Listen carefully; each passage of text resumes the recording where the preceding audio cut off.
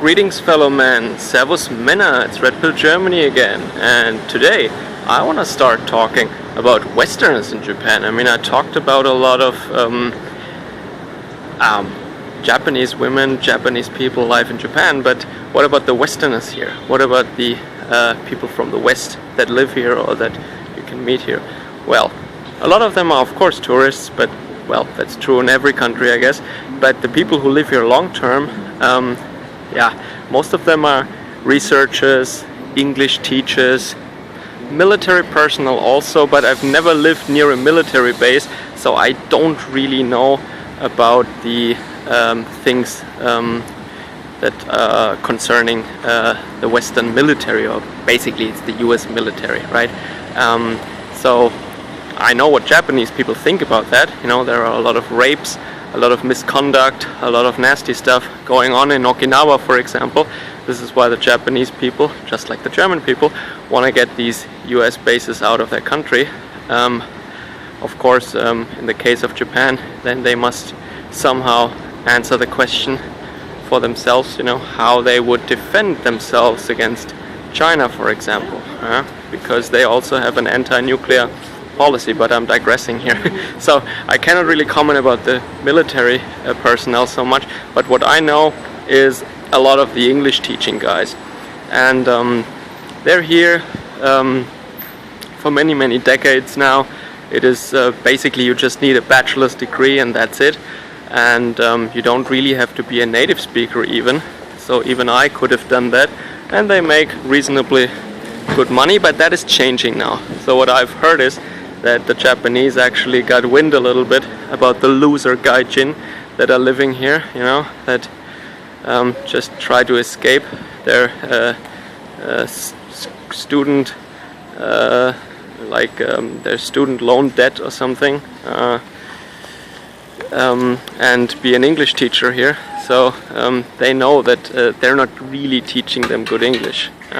So they closed down a lot of these places that were employing these loser gaijin, as I sometimes refer to them. I know I sound really elitist and arrogant, but there are great ones. I mean, I have some friends who do a great job at teaching English here, but it's not a secret that there are a lot of people who just want to have fun here and they don't really teach English here. I mean, not really.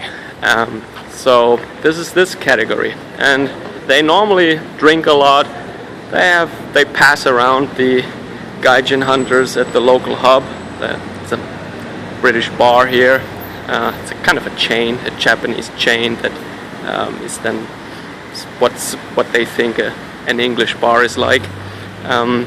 So that's where you see all the gaijin hunters and all the gaijin, and they share a bunch of STDs there, basically. So these are the English teachers. A lot could be said about them, but well, they have a bachelor's degree in some liberal art. Normally 90% of them are male, and they try to get as much pussy as they can until they're deported for raping someone.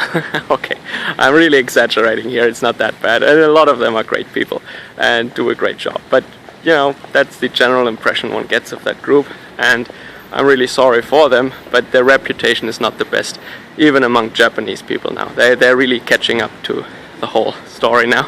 And so the next group, a much smaller group, are the Western women in Japan. And they also are mostly English teachers. Of course, there are other women too that have other jobs, but a lot of them are really, I mean, if they haven't arrived with green hair here, they will leave here with green hair, because they get ignored by men. And so, I mean, I think I have not met one Western, well, one, yes, okay, I met one Western woman who was actually getting men here. Because the thing is, the Japanese men are either too shy, or they don't care, or it's not really their thing, or these women are just fat, so they also find them hideous, of course. And the Western men now, the Western men don't want the Western women here. They want the Japanese women. This is why they came here in most cases. So these Western women, they are really, I mean, that's my impression. I mean, I can't speak for everyone, but during those couple of years that I've been here, I've seen they were really underfucked. And they got no attention by men. And it really messes with their mind, you know. They come here and all of a sudden they're ignored. They can't deal with that, right? As you can probably all imagine, as I know my audience, you know pretty well what happens if you starve a woman of attention, right? Tommy Mayo, for example, says women want DNA, right? Dick and attention. So if you take that away from them, you will see the fallen apart mess that is the Western woman in Japan. So they all of a sudden love cats, for some reason. So grossly exaggerating and maybe painting with a very broad brush. Yeah, of course, if you're very outgoing, bubbly, and you look awesome, then the story might be different. But the normal Western woman that you meet here in Japan does not fall under that category, and they hang out with ugly Japanese chicks or just with other ugly foreign chicks. So yeah, it's a pitiful sight. So share your impressions or comments down below, and I hope you liked that one. Catch you guys again later. Servus, Kameraden!